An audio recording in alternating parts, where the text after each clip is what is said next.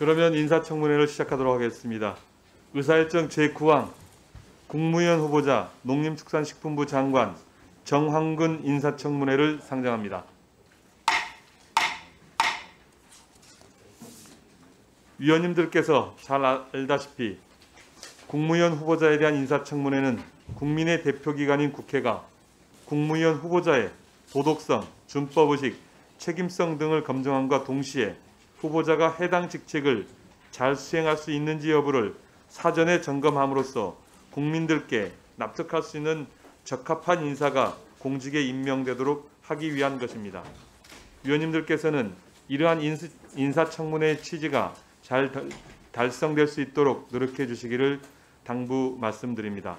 후보자께서도 위원님들의 질의에 진솔하고 성실하게 답변하셔서 오늘 인사청문회가 소기의 목적을 달성할 수 있도록 최선을 다해 주시기 바랍니다. 그러면 인사청문회 진행 절차에 대해 말씀드리겠습니다. 먼저 국무위원 후보자의 선서와 모두 발언을 청취하고 위원님들의 질의와 후보자의 답변을 진행한 다음 후보자의 최종 발언을 듣는 순서로 진행하겠습니다. 순서에 따라 국무위원 후보자의 선서가 있겠습니다. 후보자께서는 발언대로 나오셔서 선서해 주시기 바랍니다.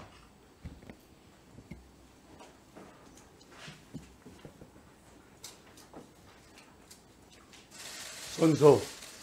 공직 후보자인 본인은 양심에 따라 숨김과 보탬이 없이 사실 그대로 말할 것을 맹세합니다.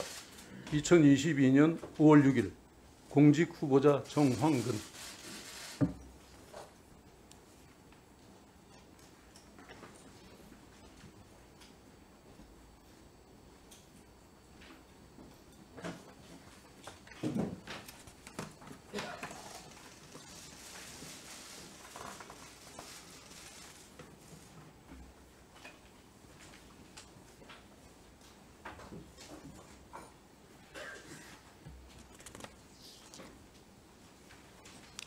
이어서 정황근 후보자의 모두 발언을 듣도록 하겠습니다. 후보자께서는 발언대로 나오셔서 10분 범위 내에서 말씀해 주시기 바랍니다.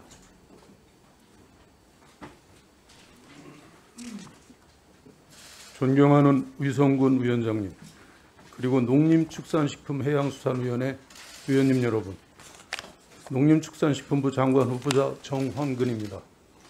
먼저 바쁘신 의정활동 중에도 인사청문회를 준비해 주신 데 대해 진심으로 감사의 말씀을 드립니다. 오늘 저는 대한민국 농림축산식품 정책을 담당할 장관 후보자로서 막중한 책임감을 느끼면서 업무 수행 능력과 자질을 검증받기 위해 이 자리에 섰습니다. 오늘 위원님들 한 분 한 분의 질의에 정직하고 성실한 자세로 최선을 다해 답변드리겠습니다. 아울러 인사청문회 과정에서 위원님들께서 주시는 고견은 마음에 깊이 새기고 향후 농림축산식품부 장관의 소임을 맡게 된다면 직무 수행 과정에 소홀함이 없도록 하겠습니다. 존경하는 위원장님, 그리고 위원님 여러분, 저는 지난 1985년 농수산부에서 공직 생활을 시작한 이래 33년간 농식품 유통, 농업농촌 정책 등 농식품 분야 전반에 걸친 정책 전문성과 다양한 농정 현안에 대한 경험을 쌓아왔습니다. 농식품부와 대통령 비서실, 농촌진흥청에서 근무하는 동안 농업인들을 비롯한 현장의 생생한 목소리를 경청하여 정책에 반영하고 농업농촌이 직면한 과제와 현안을 해결하기 위해서 최선의 노력을 기울여왔습니다. 존경하는 위원장님, 그리고 위원님 여러분, 그동안 우리 농업농촌은 시장 개방의 위기에 대응하면서도 우수한 품질의 농산물을 국민들께 제공하고 오늘날 우리나라가 세계 10대 경제대국으로 성장할 수 있도록 뒷받침해왔습니다. 이제 농업은 대전환의 시기를 맞이하고 있습니다. 기후변화와 탄소중립, 디지털 전환 등 산업 환경이 유례없이 급변하고 있습니다. 불안한 국제정세 속에 식량 안보 문제에 대한 국민적 관심도도 높아졌습니다. 온라인 유통, 1인 가구 증가 등 변화하는 소비자들의 수요에 대응하지 못하면 농업이 경쟁력을 가질 수 없고 식량 안보 기반을 유지할 수 없습니다. 하지만 위기는 새로운 도약의 기회입니다. 새로운 환경에 맞게 기존 농업 구조에서 개선할 부분은 과감히 혁신해야 합니다. 적극적으로 첨단 기술을 접목하여 진일보한다면 농업 농촌은 더욱 굳건하고 지속 가능한 발전 토대를 구축할 수 있을 것으로 봅니다.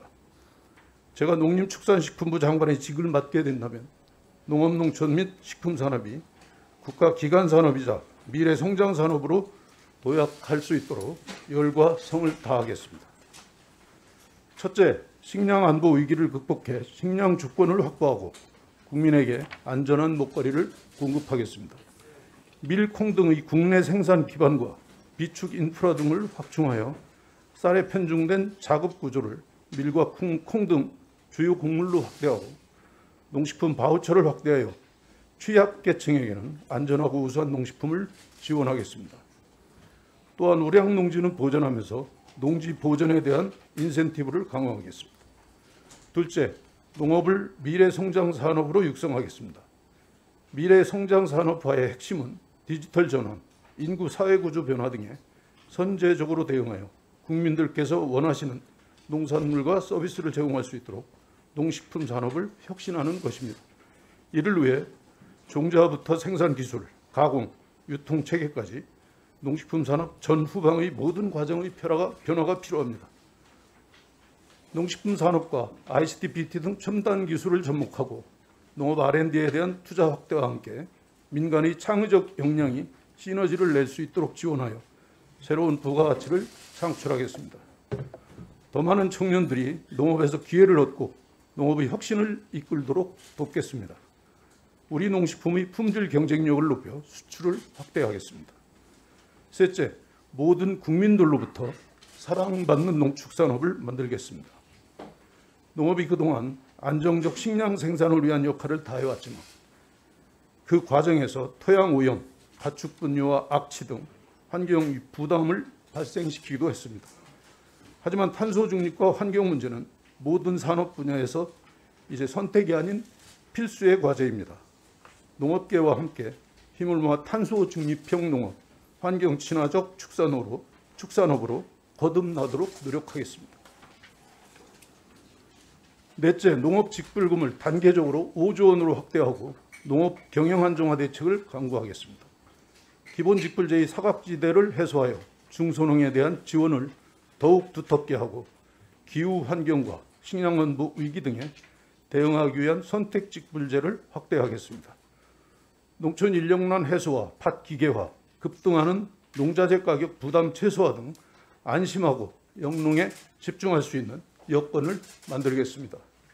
다섯째, 활기차고 살고 싶은 농촌을 만들겠습니다.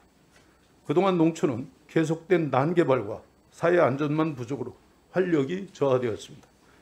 농촌이 삶터이자 쉼터로서 농업인과 국민들께 다양한 효용을 제공할 수 있도록 농촌 공간계획 제도 도입과 농촌재생 프로젝트를 추진하겠습니다. 부처 간 협업을 통해 농촌의 부족한 의료 돌봄 여건도 확충하겠습니다. 이러한 농업농촌의 도약을 위한 과제들을 추진함에 있어 농업인의 눈높이에서 현장을 바라보고 농업인 단체 등과도 긴밀히 소통하면서 현장 중심의 농정을 펼쳐나가겠습니다.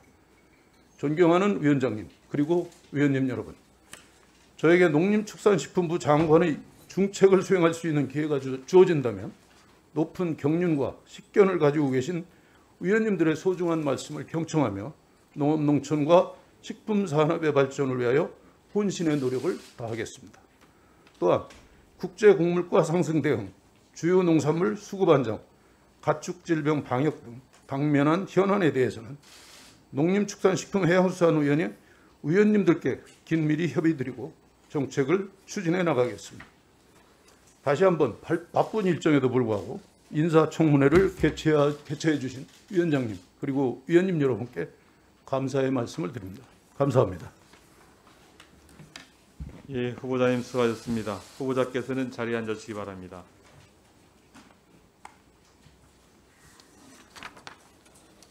다음은 국무위원 후보자에 대한 질의 순서입니다. 질의는 정해진 순서에 따라 일문일답 방식으로 하고 질의 시간은 답변 시간을 포함해서 7분으로 하도록 하겠습니다.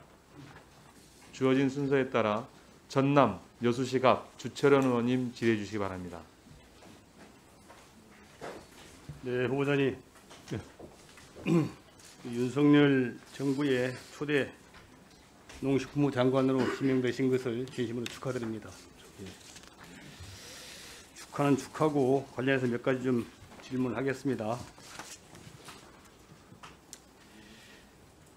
최근 후보자를 포함해서 여러분들이 지금 사회이사를 출신이라는 점이 지금 문제가 되고 있어요. 후보자께서도 4월 14일 날 후보자로 발표가 되셨는데 발표 당일까지도 농협경제주주 사회이사로 재직하고 계셨죠? 네, 맞습니다. 후보자뿐만 아니라 우리 한덕수 국무총리 후보자, 이상민 행안부 장관 후보자, 또 이창양 산자부 장관 후보자 등 19명의 국무위원 후보자 중에서 무려 7분이나 사회이사 출신입니다.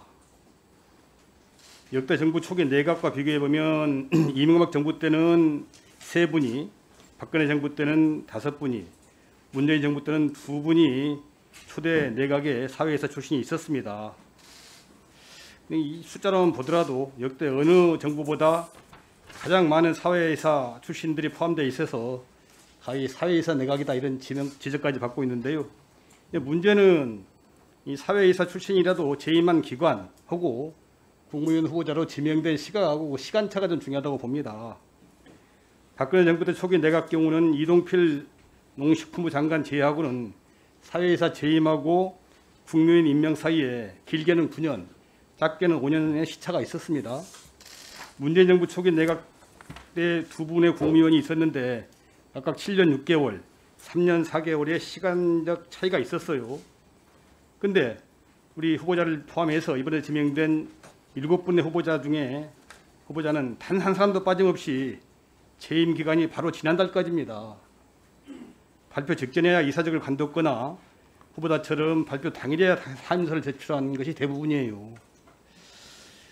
공직자윤리법은 공직 퇴직 후에 3년간 취업 제한을 받지만은 반대로 다시 공직으로 돌아올 때는 아무런 기간 제한이 없는 것이 현실의 법 규정입니다. 그렇다고 하더라도 하여튼간에 이해충돌 우려가 없는 것은 아닐 텐데 우리 윤석열 당선자께서 이해충돌 우려는 안중에도 없는지, 이게 우리 윤석열 당선자가 표방해온 공직과 상식인지 의문을 제가 지울 수가 없거든요. 우리 후보자께서는 경제주주 사회이사로 돈 7,486만 원을 받으셨어요. 이 사이 한 번당 평균 416만 원을 받으셨더라고요. 물론 더 많은 분도 계시긴 합니다만은 자료 한번 보시면 나와 있습니다만은 농협법에 의하면 농협경제주주는 우리 장관의 농식품부 장관의 직접적인 감독을 받고 또 농식품부 장관은 농협에 대해서 감독상 필요한 명령과 조치를 취할 수 있게 되어 있습니다. 민간기업에서 다른 국무위원 후보들과 달리 근무한 다른 후보자와 달리 후보자가 농식품부 장관이 되게 되면 이 농협 업무와 관련해서 직접적인 이해충돌 관계가 발생하게 되는데 이와 관련돼서 후보자 입장은 어떤 것인지 좀 말씀을 듣고 싶습니다. 네. 의원님께서 당연히 지적을 하실 수 있다고 생각을 합니다. 근데 우리 농협은 이제 다른 기업과는 좀 차이가 있다고 생각을 하고요. 아마 농협 경제지주에서 저를 사회이사로 이렇게 자리에 좀 이렇게 부탁을 했던 것은 그 정책적인 고려가 상당히 농업 부문에 많이 있는데 농협 경제주주의 역할이 후보자님, 네네. 지금 제가 한 예를 들어볼게요. 현재 지금 진행 중인 무기질 비료 인상액 지원 사업이 있습니다. 농가가 20% 부담하고 나머지 80%를 정부와 농협이 지금 분담한다고 돼 있는데, 네, 정부 지자체. 예, 정부 지자체 농협이 분담한다고 돼 있는데 그 분담 비율이 안 정해져 있어요. 지금 추정한 지원금만도 4,800억입니다. 그래서 농협 출신의 사회이사 출신의 후보자께서 장관이 되셔서 농협에 조금만 도움을 주게 되면은 엄청난 몇천억 원 금방 왔다 갔다 해요. 이렇게 직접적인 이해충돌 관계가 생기고 또 농협이 대행하고 있는 수많은 정부 위탁 사업마다 이해 충돌 문제가 생길 수가 있어요. 그래서 장관으로 지명되시면은 농협과 관련된 업무 수행에 있어서 이 공정성 논란 분명히 생길 건데 어떻게 처리해 나갈 것인지 각오를 좀 말씀해 주십시오. 네, 최우선 고려 사항은 우리 농업계, 농업인들께 이익이 돌아가는 방향으로 의사 결정을 할 거고요. 제가 경제지주에서 사회이사로서 역할을 했던 게 오히려 농업 정책을 공정하게 수립하고, 왜냐하면 농협을 더 많이 알고 있기 때문에, 그래서 결과적으로 우리 농업인들한테 도움이 되는 방향으로, 우리 농업계가 발전할 수 있는 방향으로 의사결정하겠다는 약속을 드립니다. 네, 이제 그러기도 하고 또 국민을 전체를 생각해서 대표해서 업무를 실현하시면 좋겠다는 말씀을 드리고요. 그렇게 하겠습니다. 우리 이제 참고로 윤석열 대선 후보 캠프에서는 언제부터 어떤 정책으로 활동하셨습니까? 저는 캠프에 직접 가담하지는 않았고요. 예. 다만 그 외곽에 그 위원회 조직 몇 군데에서 공약 개발하고 하는데 좀 기여를 했다고 생각을 합니다. 예, 사실상 그 윤석열 후보 캠프 측에서 활동을 하면서 선거 기획에 관여하신 건 맞잖아요. 그거 부인하시는 건 아니죠? 네, 외곽 단체 쪽에서 공약 개발하는데 많이 예. 기여를 했다고 생각을 합니다. 농협의 상근 임주권은 공직선거법 입주에 따라서 선거운동이 금지되어 있습니다. 그만큼 농협과 농협중앙회는 공공적 성격이 크고 네. 또 조직 규모가 너무나 방대해서 선거에 미치는 영향이 크기 때문에 선거법에 이렇게 명문의 규정을 뒀어요. 후보자께서는 사회이사 신분으로 상근 임직원은 아니지만은 특정 후보의 캠프에서 선거운동을 사실상 해오신 건데 하시면서 뭐 이렇게 고액의 보수까지 받으면서 선거운동을 한 것은 상당히 불법은 아닐지라고 하더라도 매우 부적절하다 이렇게 보여지는데 후보자는 어떻게 생각하십니까? 하여튼 저는 우리 농업농촌 발전을 위해서 제가 가지고 있던 여러 가지 지식, 경험을 조금이라도 좀 기여하고 싶었다, 이제 이런 생각이었거든요. 어쨌든 그 의원님 말씀은 여러모로 유념을 하도록 하겠습니다. 농협법 7조에 따르면 농협은 공직선거 관여가 금지되어 있습니다. 누구든지 조직을 이용해서 선거운동을 할 수 없도록 네. 명문에 규정이 돼 있고 그럼에도 불구하고 후보자는 특정 대선 후보 캠프에서 활동하면서 사실상의 농협 조직에서 월급 받으면서 또 농협 조직을 활용한 선거운동을 했다, 이런 제가 보기에는 의심을 표할 수가 없어요. 여기에 관련된 후보자 입장이라든지 또 그래서 앞으로 각오를 좀 듣고 네. 싶습니다. 저 사회에서는 좀 입장이 다르다고 제가 생각을 하는데, 어쨌든 위원님께서 그 우려하시는 말씀을 충분히 이해를 합니다. 이해를 하고 앞으로 저 장관의 임명이 된다면 어쨌든 공정하게, 그런데 치우치지 않고 우리 농업인 또 소비자만을 대상으로 해서 정책을 추진하겠다는 약속을 드립니다. 사실상 농협 조직을 활용해서 선거운동을 하신 것은 아니죠? 네, 물론입니다. 예, 네, 고맙습니다. 감사합니다. 예, 주철현 의원님 수고하셨습니다. 후보자님 마이크를 좀 가까이 대서 좀 해주실래요? 예, 알겠습니다. 예, 좀 더 가까이 해주십시오. 예. 잘 안 들려서요. 예, 큰 소리로 말씀해 주시든지 아니면 마이크를 가까이 하시든지 해주시기 바랍니다. 다음은 충북 보은군, 옥천군, 영동군, 괴산군의 박덕흠 의원님 질의해 주시기 바랍니다. 네, 우리 후보자님, 우선 농림부 장관 후보자로 이렇게 임명되신 것을 진심으로 축하를 드립니다. 농정 분야의 전문가라고 생각하는데 맞습니까? 네, 그렇게 저도 생각을 하고요. 주변에서 그렇게 많이 얘기를 합니다. 그렇게 얘기하죠. 아까 우리 존경하는 주철현 의원님이 말씀하셨는데 선거 운동하신 건 아니잖아요, 그죠? 아닙니다. 공약 공약 개발하는데 개발하는 준비하는 아이디어를 제공한 네, 점. 한 거죠. 네. 지금 저희 지역이 이제 결국 농어촌 지역이잖아요. 네네. 저희는. 근데 보은 같은 경우에 우리 진흥청장 하셨으니까 제일 유명한 게 뭔 것 같아요? 대추죠. 예. 저기 영동은 뭐가 제일 영동 유명한? 포도가 유명하죠. 포도, 와인 와인 만들죠. 예. 괴산은 절임 배추가 절임 배추. 예, 맞습니다. 옥천은 또 뭐가? 옥천이요. 예. 옥천 사과도 있고. 예. 묘목이죠. 예, 예, 묘목이 묘목. 제 주산자. 예, 묘목. 잘 기억해 두세요. 네, 정 알겠습니다. 후보자님. 그러니까 다들 잘 못 맞추는데 우리 후보자님은 다 맞춘 것 같아요.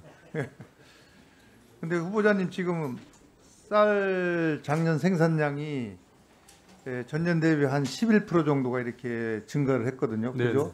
예. 이제 과잉 생산됐다 이렇게 하는 건 알고 계시죠? 네. 근데 이 부분에 대해서 지금 보니까 벼 재배 면적을 이렇게 축소하는 그런 경향이 이제 나타나는데 거기에 대해서는 어떻게 생각하십니까? 그러니까 단기적으로 수급 균형을 좀 맞추기 위해서 그런 노력을 하고 있는 걸로 알고 있습니다. 아니 그래서 재배 면적을 축소하는 것이 좀 맞는 것 같다는 근데 말씀이신가요? 우리 식량 자급률 이런 걸 생각을 한다면 사실 쌀이 가장 식량 자급률을 높이는 데 큰 영향을 미치고 있거든요. 수요처만 있다면 쌀 생산을 늘리는 게 맞습니다. 근데 이제 쌀밥이 이제 다이어트의 주적이라고 이렇게 얘기들을 하시잖아요, 그죠? 네, 그런데 이제 쌀밥이 사실 비만을 억제하는 건 알고 계십니까? 그렇습니다. 또 대사증후군을 예방하는 효과가 있다고 그러죠. 네. 글루텐도 제로고 아주 그죠? 좋은. 그때 농진청장 하실 때도 이건 내용을 알고 계셨잖아요. 맞습니다. 네. 근데 우리 국민들이 사실 잘 모르는 것 같아요. 그렇죠? 네. 어떻게 생각하세요? 잘 모르시는 거 같잖아요. 홍보가 부족하다고 보고요. 그 정부가 좀 더 열심히 홍보를 해야 된다고 장관이 생각을 합니다. 만약에 되신다면 이 부분 홍보를 해서 네네. 이 좋은 점을 부각을 해서 쌀 소비량을 좀 늘리는 방안도 생각해 볼 필요가 있다는 말씀을 드립니다. 그렇게 하겠습니다. 예.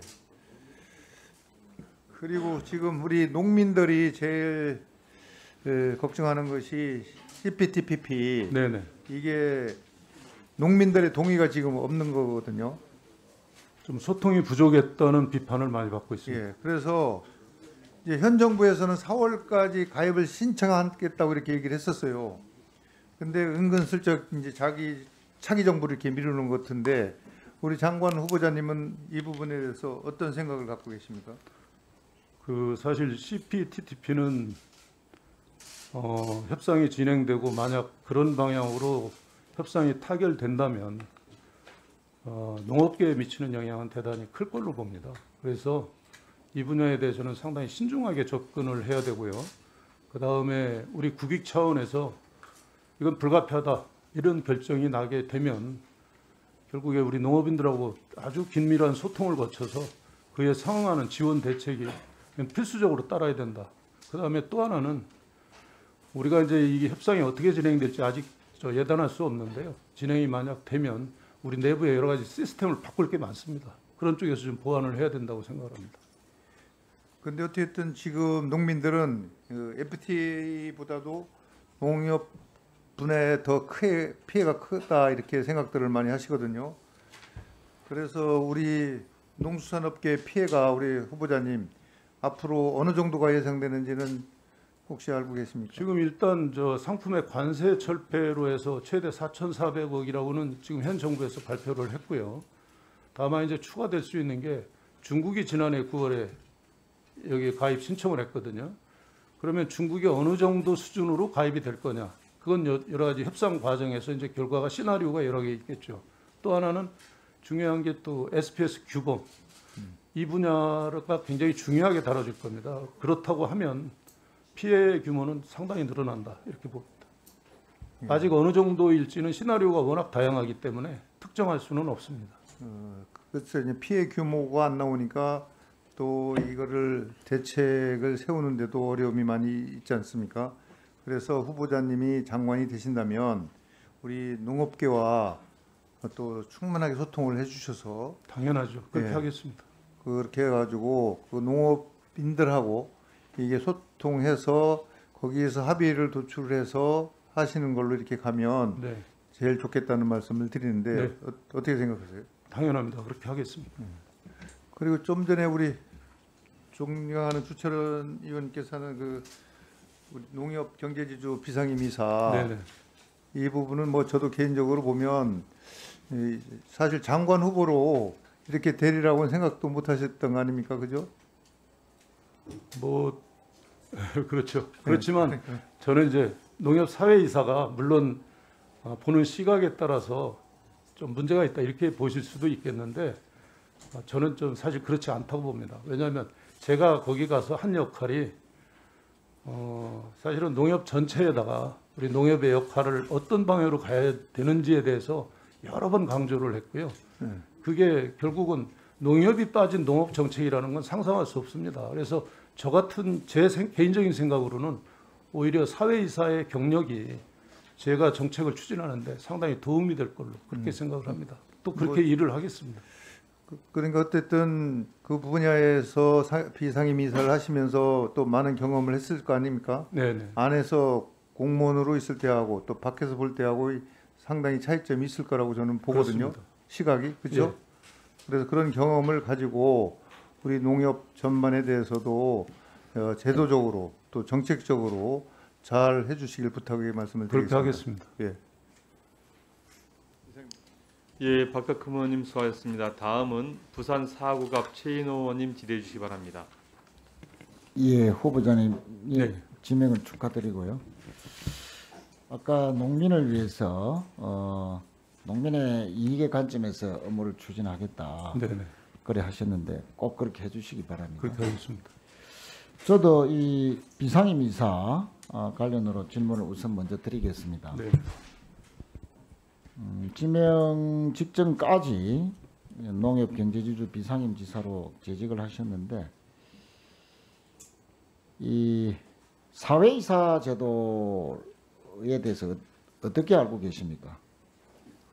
취지가 뭐라고 생각하십니까? 예, 경영진을 견제하는 기능이 크고요. 그 다음에 그 기업이면 기업, 농협이면 농협의 어떤 그 향후 중장기 방향, 비전에 대해서 좀 관심을 갖고 이사회에서 주로 이제 언급하는 거, 그게 주 임무로 생각을 하고 있습니다. 예, 어쨌든 대주주의 독단이나 전횡을 그렇습니다. 견제하는 역할을 우선적으로 해야 되겠죠. 맞습니다. 예. 근데 후보자께서는 사회이사로 1년 4개월 동안 재직하시면서 이사회에 올라온 안건에 대해서 지적이나 또는 부결한 적이 있습니까? 반대한 적이 있습니까? 네, 그 우선 그 이사회 그걸 간략히 좀 보고를 드리면요. 통상 2주 전부터 이사회가 개최되기 2주 전부터 자료가 오고요. 그 자료에 대해서 수시로 그 담당 부서하고 연락을 주고 받습니다. 제가 필요하면 연락도 하고. 아니 그러니까 네. 뭐 2주 전부터 보고를 받고 했으면 충분하게 또 그래서 전문가시니까 사실은 그 이사회에서는 안건에 대해서 잠시 제가 네. 질문 드릴게요. 그 안건에 대해서 충분하게 검토할 시간이 있지 않습니까? 그렇습니다. 그런데 이제 제가 파악한 바로는 재직 1년 4개월 동안 이사회 58건, 네네.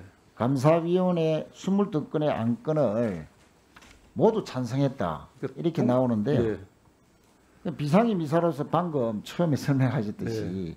독단 경영과 전형을 사전에 차단하는 그런 제도도 그런 역할을 한다라고 했는데 이거는 뭐 거의 80건 모두를 찬성을 했는데 네, 맞습니다. 물론 농협이 여러 가지로 뭐 고민을 하고 안건을 올리고 또 하겠지만 어떻게 지적도 안 하고 그냥 찬성만 하는 일종의 거수기 역할만 한다고 봐지는데 그렇게 그것이 과연 사내이사, 사회이사로서 적절하게 취지에 맞게끔 활동을 했는가?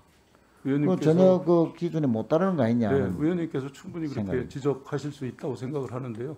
사실 이사회에 상정되기 전에 그런 조정 절차가 많이 있습니다, 실제로. 그래서 이사회에는 과반수 이상이 농협의 주주인 조합장님들입니다.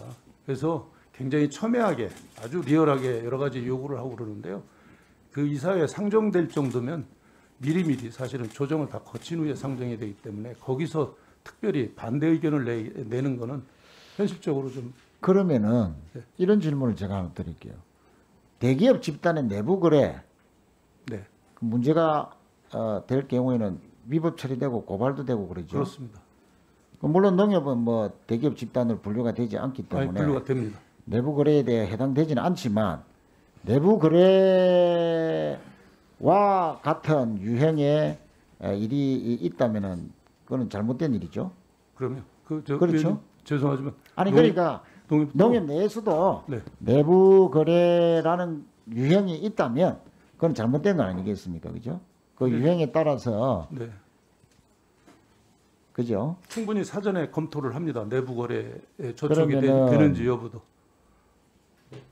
그 이제 농협 중앙의 계열사 농협 케미칼이라든지 네. 농협 물류, 농협 정보 시스템 중에 내부 거래 비중이 전체 매출의 한 70에서 80% 차지하고 있다. 알고 계시죠? 그거는 이제 경제지주하고는 조금 다른 조직입니다. 물론 이제 예. 그런데 여기 관련이 이제 됩니다. 이사회 회의록에 이제 올라가죠, 이게. 그래서 제가 연관돼서 질문을 드리는 건데 네. 특히 이제 농협 정보 시스템의 내부 거래 비중은 20년대에 95.7%거든요. 회사 설립 이후 가장 높은데 그런데 이제 이런 그 농협 정보 시스템이 내부 거래를 통해서 만들어낸 수익금을 배당금 명목으로 지주사인 농협중앙이 100% 그대로 전달하고 있습니다. 또 심지어 16년에는 수익이익이 42억인데 그 2배에 해당하는 80억 원의 배당금을 중앙에 지급한 적도 있어요. 네. 예.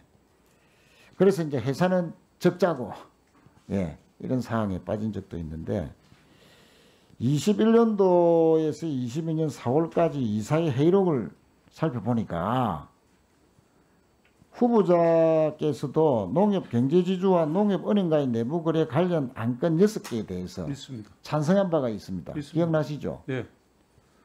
그 후보자께서 만약에 이제 장관이 되신다면은 농협이 여러 가지 발전을 많이 해왔습니다만 또 개혁해야 될 것도 많은데 네.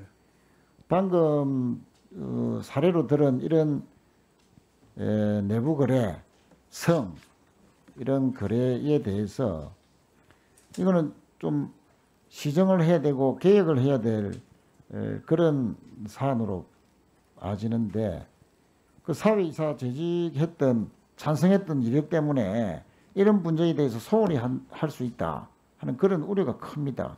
그에 대해서는 어떻게 생각하십니까? 그 농협 경제지주 내부 거래는 대표적으로 이겁니다. 그 우리 농산물의 소비를 촉진하기 위해서 농산물 상품권 같은 거를 이제 많이 발행하고 하는데 그걸 은행에서 돈을 먼저 이렇게 아니 제가 빌려가지고 방금 하거든요. 말씀드린 것은 그러니까 그 내부 거래는 뭐 정상적인 내부 거래뿐만 아니고 법상 문제가 없고요. 예. 그 방금 아까 저 농협 정보 시스템이라든지 이런 과도하게 말이죠. 순이익금이 42억인데 80억 배당금을 해서 회사가 적자나는 이런 거는 문제가 심각한 거로 봐지지 않습니까? 네네. 이런 문제에 대해서 어떻게 앞으로 시정하실는지 후보자의 견해를 말씀을 해 주시라 이거죠. 사회이사 경력 때문에 올바로 지적해야 될 것을 네. 지적 못하는 그런 그 장관이 될 수도 있다는 우려에 대해서 어떻게 생각하시냐 이 네. 말입니다. 네, 하여튼 그 농협에 이사회가 3개 있거든요. 근데 큰 이사회가 3개 있는데요. 중앙회 이사회가 있고 지금 의원님께서 말씀하신 사항은 아마 중앙회 이사회로 사료가 됩니다. 예. 경제지주 이사회하고는 좀 관계가 어쨌든 네. 예. 그렇지만 내부 거래 이런데 아니, 후보자 저촉이 되면 절대 안 된다고 농협 경제지주와 농협은행과의 내부 거래 안건 6건이에요. 그러니까 예. 그게 예, 아까 설명드린 대로 그런 거를 법상 앞으로 어떻게 이제 사회이사 경력 때문에 네네. 여러 가지 이제 개선 의지가 약해질 수 있다. 농협과 관련해서 그에 대해서 의지를 한 번 더 밝혀달라 이 말씀입니다.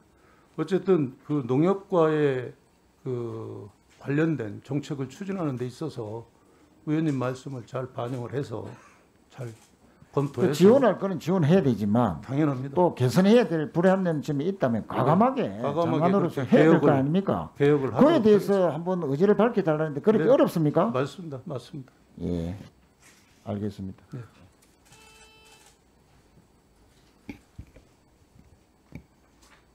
예, 최인호님 수고하셨습니다. 다음은 전남, 영암군, 무안군, 신안군의 서삼석 의원님 질의해 주시기 바랍니다. 후보자님 진명을 축하드립니다. 네. 대통령 당선인의 공약 평가를 묻는 본 의원의 서면 질의에 대해 후보자가 제출한 그 답변을 보면 현장의 의견을 지속적으로 경청하여 반영할 수 있도록 노력하겠습니다라고 보내왔습니다. 맞죠? 예, 예. 근데 자료화면 1번 줘보세요. 후보자께서 지난 그 6년간 재임 시절에 현장 시찰 3회, 농정 현안 논의 1회에 그쳤다고 자료를 제출했습니다. 맞습니까? 맞는 걸로 치고 자료화면 2번 줘보세요.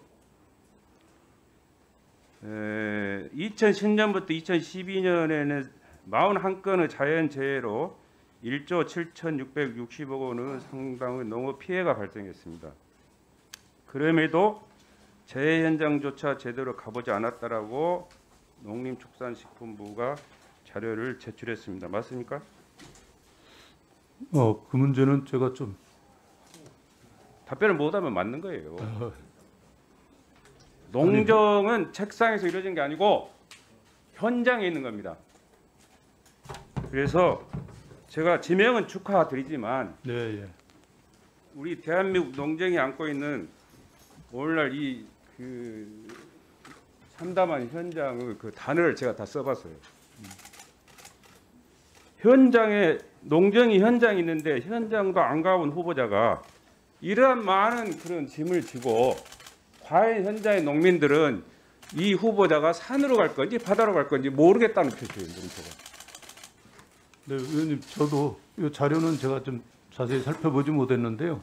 기본적으로 현장을 많이 가야 된다는 생각이고 공무원 생활을 하면서 사실 현장을 대단히 많이 다닌 사람입니다. 그러니까 농민들이 재난재해로 피해를 봐가지고 그걸 보상해달라고 요구를 해도 정부는 묵묵부답이요. 이런 게 이루어지지 않아. 그래서 본 의원이 작년 6월달에 농업재해대책법 개정안을 발의를 했어요. 뭐 그 법안까지는 아직 훑어보지 못했죠. 알고 있습니다. 알고 있다라면은 이런 문제들이 해결되기 위해서 어떤 노력을 하시겠어요? 그러니까 기본적으로 농업재해대책법하고 이제 우리 보험이 있는데요. 재해 관련해서는 이런 것들 이루어지기 위해서 법안 개정이 돼야 되겠죠. 최대한 살펴보겠습니다. 살펴보겠다는 얘기는 긍정적이라는 말씀으로 제가 이해를 하겠습니다. 예, 예. 그다음에 이제 가격 문제인데요.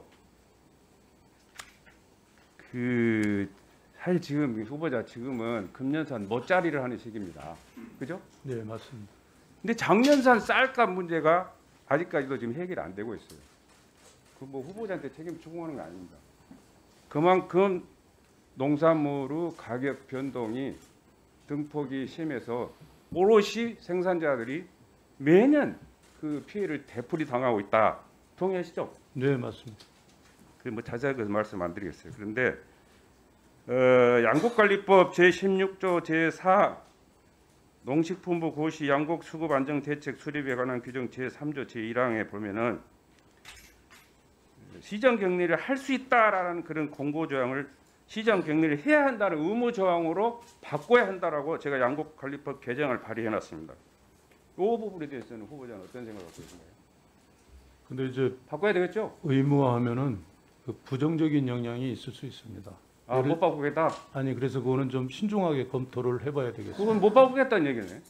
그럼 저하고 싸워야 되고. 저 예비 여당 의원님도 다 동의하시잖아요. 그 문제에 대해서는 더 검토를 다 동의하시잖아요. 그다음에 이제 또 정부가 농산물 수급 정책을 처음 비축 지원 사업을 도입한 해가 언제인지 모르시죠? 좀 품목별로 다른 걸로 알고 있습니다. 44년 전 1978년도입니다. 네. 그런데 지금까지도 해결된 게 없어요. 연간 1조 원에 가까운 예산을 투입하고도 정책적인 효과가 미흡하고 있다. 무엇이 문제인가?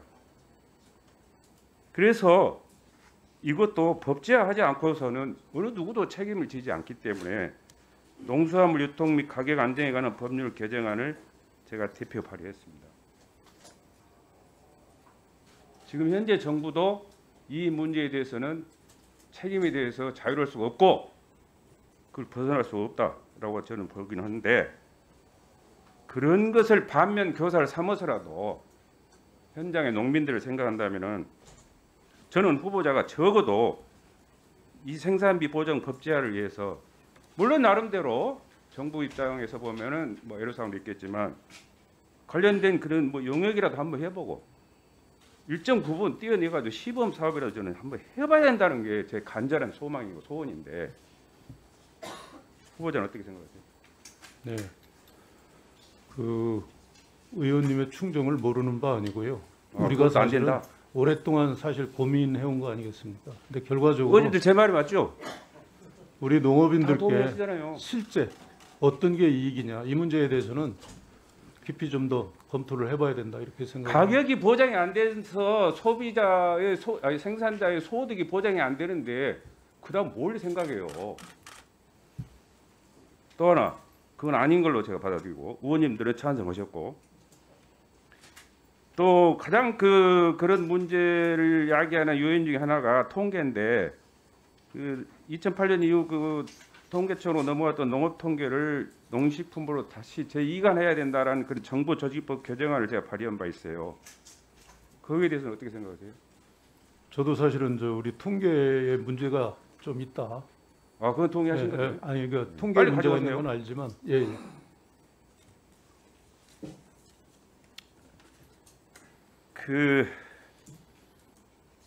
지금 현행법이 1987년 제9차 개헌 때 농업 공익적 가치를 천명한 것이 헌법 제123조 제4항입니다. 혹시 기억하세요? 네네. 이 내용 아시죠? 네 알고 있습니다. 혹시 제 방에 와보셨어요? 못 가봤습니다.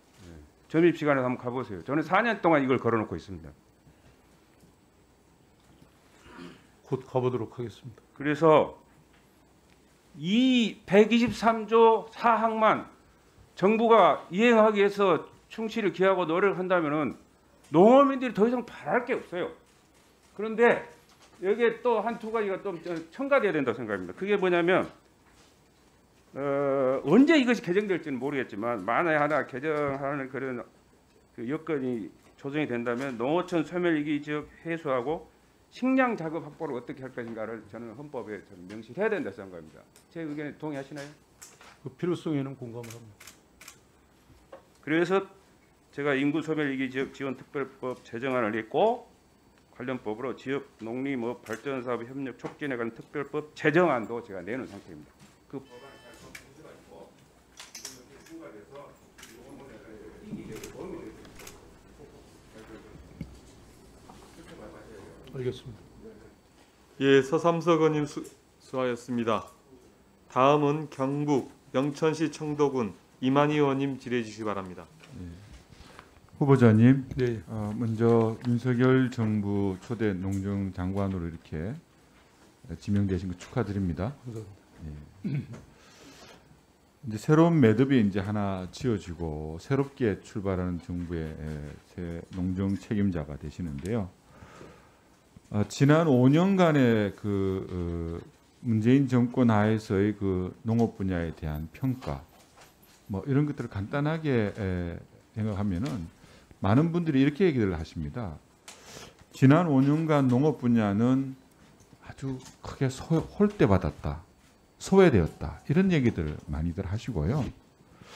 또 한 가지는 뭐 여러 가지 그 후보자님의 그 모두 발언에도 나오시던데 농업이 뭐 생명 사업이다, 또 미래 성장 사업이다, 국가의 기관 사업이다, 또 내 대통령인 본인이 직접 챙기시겠다, 뭐 이런 얘기들을 많이들 미사 여구를 통해서 하셨지만은 과연 그런 말씀들이 또 그런 결심들이 행동으로 옮겨졌는가에 대해서는 굉장히 의문점을 가지는 분들이 많습니다. 지금 우리 후보자께서도 모두 발언을 통해서 농업에 대한 여러 가지 결심들, 뭐 미래 성장 산업에 대한 말씀도 하시고 기관 산업에 대한 말씀도 하시는데 그 약속들이 반드시 말이 아닌 행동으로 지켜져서 현장에서 우리 농민들을 위해서 좋은 정책으로 또 그분들의 삶을 위해서 열심히 해주시기를 부탁드리겠습니다. 제가 이제 그 말씀을 드리면 잠깐 그 말씀을 드리면 문재인 정부가 있었던 지난 5년간 주요 농정 목표들이 있었습니다. 아마 PPT도 잠깐 보시고 이것도 잠깐 보시면은요, 이게 8대 농정 지표가 되겠습니다. 뭐 식량 자급률을 포함해 가지고 재보험 가입률까지. 근데 재보험 가입률은 사실은 우리 농민들이 직접 가입을 하시는 거니까 그 분야를 제외하고는 거의 뭐 절반 내지는 3분의 2 정도에 미치 3분의 2 정도에 불과했다는 네, 말씀을 드리겠습니다. 또 한 가지는 장관님한테 후보자님한테 꼭 듣고 싶은 얘기는 농업 분야의 예산 우리 2017년도 전국가 총예산이 400조 단계에서 2022년도 600조가 넘었습니다. 네. 50% 이상 증가된 그런 현실 속에서 우리 농업 분야는 어떻게 됐는지는 아마 이제 자료를 아마 보셔야 될 것 같은데 14조 정도에서 16조 정도로 15% 정도의 증가에 불과했고 18개 정부 부처 중에서 거의 최하위에 해당하는 그런 상황이었습니다. 네. 정책이 예산으로 뒷받침되지 않으면 그 말뿐인 거죠. 맞습니다. 강조드리고 싶은 것은 하여튼 농업 분야의 예산 확보에 특별히 좀 많은 노력을 해주셔야 된다. 네. 이렇게 하기 위해서는 여러 가지 재정 당국의 농업에 대한 인식도 바꾸기 위한 노력도 적극적으로 해주셔야 되고요.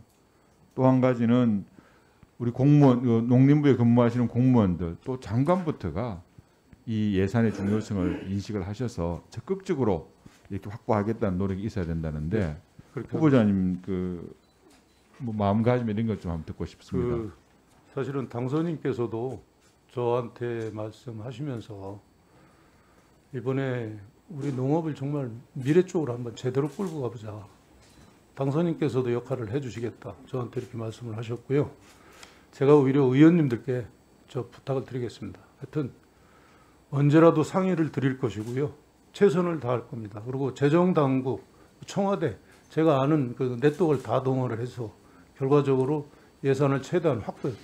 결국은 예산으로 나타난다는 말씀에 동의합니다. 열심히 노력하겠습니다. 그와 관련해 가지고 현장에서 농민들께서 굉장히 관심이 많은 분야, 또 지난 문재인 정권이 가장 농정 분야에 중요한 치적으로 내세우는 것 중에 하나가 공익형 직불제 도입입니다. 잘 아시죠? 예, 예. 그 공익형 직불제 총액과 관련해 가지고는 사실은 여기 앉아 계시는 거의 모든 의원들께서 5조 정도의 규모는 돼야 그래도 현실적으로 농민들한테 또 여러 가지 직불금으로서의 어떤 실질적인 가치 아니면 역할을 할 수 있다는 얘기들을 많이 했는데 사실은 많은 노력들을 했다고는 하지만 2조 4천억 정도에 딱 고정이 되어 있습니다. 네, 네. 이 부분들을 새 정부에서는 그 실링을 풀고 실질적으로 공약한 대로 5조 원의 공익형 직불금 예산을 확보할 수 있는 노력을 해야 된다는 네. 말씀을 드리고요. 네. 또 한 가지는 이 직불금이 어느 정도 현실화됨으로써 인해 가지고 현장에서 많은 농민들이 관심도 가지면서 또 이것을 좀 피해 나가는 아니면 또 직불금의 혜택을 받지 못하는 부분들의 불만도 굉장히 커져 있습니다. 예, 알고 있습니다. 그래서 시행이 원래 이제 3년 차 정도가 되는데 여기에 관련된 민원이라 그러죠. 이건 내 받아야 되는데 못 받는다 뭐 이런 정도의 민원 같은 것들이 무려 3만 건이 넘는다는 현실을 우리 후보자께서 한번 정확하게 파악을 해 주셔가지고 앞으로 이 공익형 직불제 소농들 좀 두텁게 보호하고 논밭 직불금에 대한 동일 수준의 어떤 그 직불금의 지급이라든지 이런 것들이 기존의 예상대로 잘 지켜나갈 수 있도록 특별히 노력해 주시고요. 그렇게 하겠습니다. 또 직불금 현실화에 따르는 여러 가지 그 현장 농민들한테 적용하는 그 준수 의무 이런 것들이 과연 얼마나 현장 농민들하고 적합하고 우리 농업에 도움이 되는가에 대해서도 한번 철저하게 점검을 해보셔야 될 것 같습니다. 네, 알겠습니다. 이 공익형 직불제와 관련해 가지고 우리 후보자가 가지고 계시는 의견은 어떻습니까? 사실 그 공익직불제 기틀을 다진 거는 지금 정부의 큰 역할이었다. 이건 인정을 하고요. 다만 의원님 말씀하신 대로 이게 농가당 한 200만 원 남짓되거든요. 근데 우리가 1헥타 미만 농가가 사실 중소농가가 75%입니다. 그래서 지금 뭐 당선인께서 공약으로 제시했고 이번에 국정과제에도 5조라는 게 아예 수치가 들어가 있습니다. 그래서 반드시 예산을 추가로 확보를 할 거고 뭐 정 안 되면 우리 예산 내부의 재구조화 이런 걸 통해서도 이 공익직불제가 기본 베이스가 될 수 있도록 그렇게 최선을 다하겠습니다. 예, 이만임 의원님 수고하셨습니다. 다음은 충남 홍성군 예산군의 홍문표 의원님 질의해 주시기 바랍니다. 우리 장관 내정자 축하드리고요. 앞에서 우리 존경하는 의원님들이 많은 질문이 있었는데 저는 질문을 드리는 부분은 시간이 없으니까 네. 야종이라도 답변을 서면으로라도 해줬으면 좋겠다. 그렇게 하겠습니다. 말씀 먼저 붙입니다. 한 가지 직접 묻겠는데 우리 농어촌 농어민을 어떻게 생각하십니까? 농어촌, 농어민, 농어민, 뭐 하는 사람들이? 우리 농어민요? 예, 좀 막연하죠? 아닙니다. 저는 진짜 우리 농업인들께서 현재 우리나라가 이 정도 세계 10대 경제대국이 됐는데 사실 묵묵하게 그 기틀을 다지는데 정말 그 위에다가 애를 쓰셨다 이렇게 생각합니다. 하나 큰 걸 보탠다면은 우리 지금 5,200만 국민의 네, 먹을거리를 생산하는 사람들이 농어촌 농어민입니다. 그렇습니다. 얼마나 소중한 거예요. 물론 그런데 농어촌 농어민들이 지금 뭐 나이가 많죠. 예, 또 나름대로 각종 질병이 있지. 예. 또 빚이 있지. 이게 대한민국 희망이 없는 겁니다. 그리고 우리가 선진국이라는 뭐 허울 좋은 얘기를 많이 떠드는데 국가가 좀 보살펴야 된다고 생각합니다. 외국에서 선진국이라고 국제 간에 평가하는 나라는 농업 농촌 못 사는 나라가 없어요. 맞습니다. 우리나라만 너무 이렇게 격차이가 많아서 이 문제 해결하는데 중책을 맡아서 이번 장관 되시면은 이것부터 풀어야 돼요. 그래야 대한민국이 선진국으로 가는 이 농업을 만들어내야 된다는 거죠. 네, 여러 가지 그걸 수단을 동원해서 그렇게 하겠습니다. 부탁을 드리고요. 네, 그다음에 조금 전에 그 이만희 존경하는 의원님이 말씀이셨는데 이 지금 재해보험 같은 거 기후 변화, 지진 이런 데에 대한 대책이 우리 정부는 지금 거의 없어요. 그래서 뭐 여러 가지가 있겠지만은 농작물 재보험 제도가 지금 5대 3대 2로 돼 있던데 네.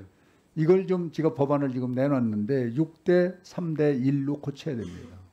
그래서 보험을 많이 들게 하고 그리고 지금 18가지 혜택 보는 거를 한 30가지나 이렇게 좀 폭넓게 혜택을 주면은 이 보험을 많이 들을 거예요. 근데 농촌 농민이 열심히 일했는데 가을에 태풍 불고 비 오고 눈 와서 농작물 피해를 봤다. 그건 농민 잘못된 게 아니잖아요. 이래서 재보험 제도가 우리 선진국에서 하는 정도의 기준을 우리도 맞춰줘야 된다. 이렇게 말씀을 드리니까 그걸 참고를 좀 해주시길 바라고. 예. 아까 본인도 얘기하고 우리 이만희 의원 앞에서 의원들이 다 말씀이 있었는데 이 지금 문재인 정부가 5년 동안 농촌 농민한테 거짓말하고 있어요. 첫째가 예산 확보를 자기가 직접 챙긴다고 그랬거든. 그 뭐 책상 앞에다가 놓고 뭐 매일 체크한다고 했는데 지금 농업 예산이 3%대로 묶여 있는 거 아시죠? 예. 그리고 타 17개 부처는 전부 8.8% 이상 올라갔어요. 그럼 매년 이 예산이 이렇게 3%로 묶여 있으면은 이 정책이 있으나마나 한 거죠. 돈 없는데 뭘 합니까? 이번 장관 되시면은 아까도 얘기를 했지만은 예산을 최소한도 4.5% 이상을 올려야 됩니다. 그래야 농촌 농민이 지금 한 60여 가지 얘기하는 거를 3분의 2 정도 소화할 수가 있어요. 그런데 많은 문제는 얘기하는데 예산이 없어서 못 하잖아요.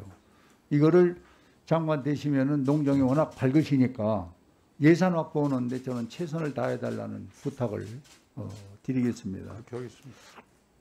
그 다음에 지금 축산 중에서 낙농 문제 현재 벌어지고 있는 일 아십니까? 네, 알고 있습니다. 그러면 이따가라도 이제 시간 나면은 여기 80일째 삭발해서 지금 철야 농성하고 있는데요. 한번 가보세요. 어쨌든 저 여러 가지 방식으로 이 문제가 왜 그런지 대충 파악은 못 하셨죠 아직은. 네, 얘기 이게 많이 간단히 듣고 얘기하면 이렇습니다. 생산자가 900원에 이 우유를 생산하는데 시중에서 800원에 파는 거예요. 그러면 생산자가 못 견디죠. 그럼 이 조정하기 위해서 진흥회가 있습니다. 낙농진흥회. 네, 이 진흥회에서 이걸 조정을 해줘야 되는데 진흥회장이 사퇴를 해버렸어요. 왜 그럽니까? 지금 장관이 압력 넣어서 자꾸 이거를 해결하라고 그러니까 아유 난 못 오겠다. 그러고 사퇴를 해버렸어요. 그런데 이건 뉴스 하나도 안 나옵니다. 이 낙농농가는 지금 80일째 삭발하고 철야 농성하고 있는 거예요. 그러면 이번 장관 내정자가 한 번은 가보세요. 왜 이러는가?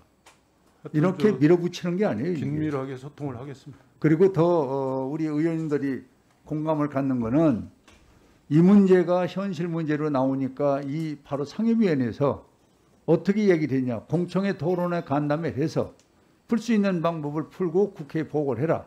그리고 그 다음에 처리하기로 해서 이 장관이 약속을 했거든요. 이러고서도 이걸 밀어붙인단 말이에요. 이거는 똥배짱도 아니고 내가 볼 때는 능력이 없는 거예요. 민다고 지금 농민이 밀려나갑니까? 이건 대책을 세워줘야 됩니다.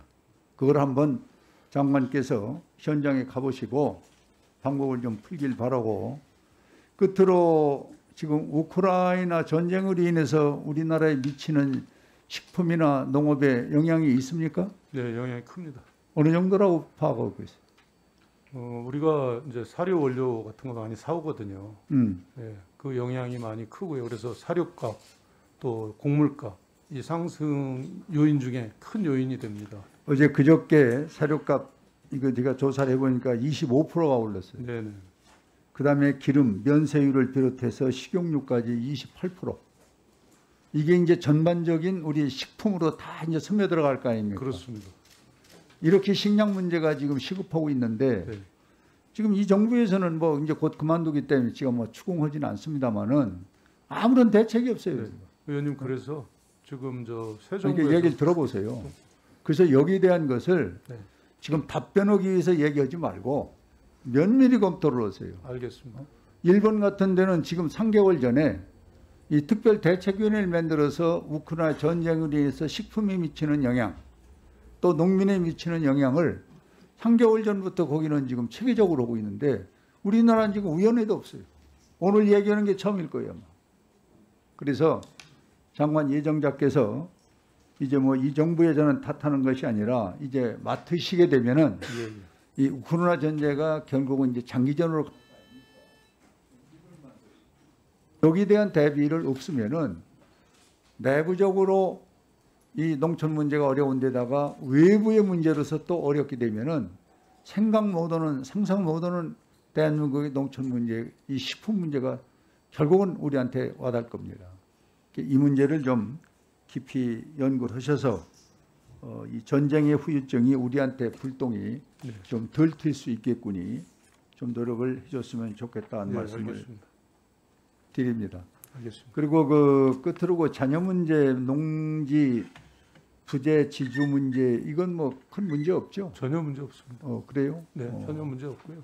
뭐 본래가 좀 사연이 있는데 여기서 설명드리긴 좀 그렇고요. 공직에서 깨끗하게 잘 해오셨으니까 이런 문제가 좀 지저분하게 걸리면 복잡해요. 그러니까 요거는 잘 있다라도 기회 있을 때 알겠습니다. 한번 본인이 한번 설명을 네, 직접 알겠습니다. 하시는 것이 좋겠다는 말씀을 드리고, 그다음에 중국 사람 말도 안 되는 얘기죠.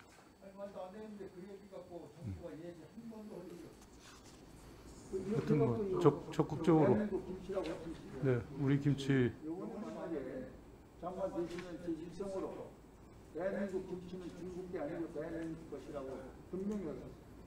네, 하여튼 뭐 유념하겠습니다. 나라의 핵심을 지키는 장관들이에요. 네, 유념하겠습니다. 네, 알겠습니다. 예, 수고하셨습니다. 홍문표 의원님 수고하셨습니다. 다음은 경주 여주시 양평군 김성교 의원님 질의해 주시기 바랍니다. 예, 김성교 의원입니다. 우선 장관 후보자가 되신 것을 축하드립니다. 예, 장관 후보자. 네, 장관이 되게 되면은 현안 및 꼭 해결해야 할 그 현안과의 그 정책이 있습니다. 한번 소신을 밝혀주십시오.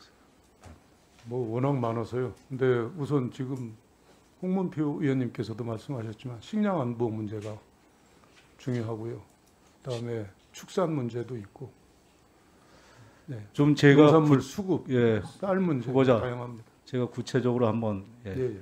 우선 CPTPP 가입에 따른 농업 피해를 적극적으로 반대해야 됩니다. 맞죠? 하여튼 뭐 정부 내에서도 그 또 우리 신중하게 존경하는 접근할 홍문표 거고요. 의원님이 말씀하신 낙농 기반 문제, 원유 가격, 연동제 유지, 예?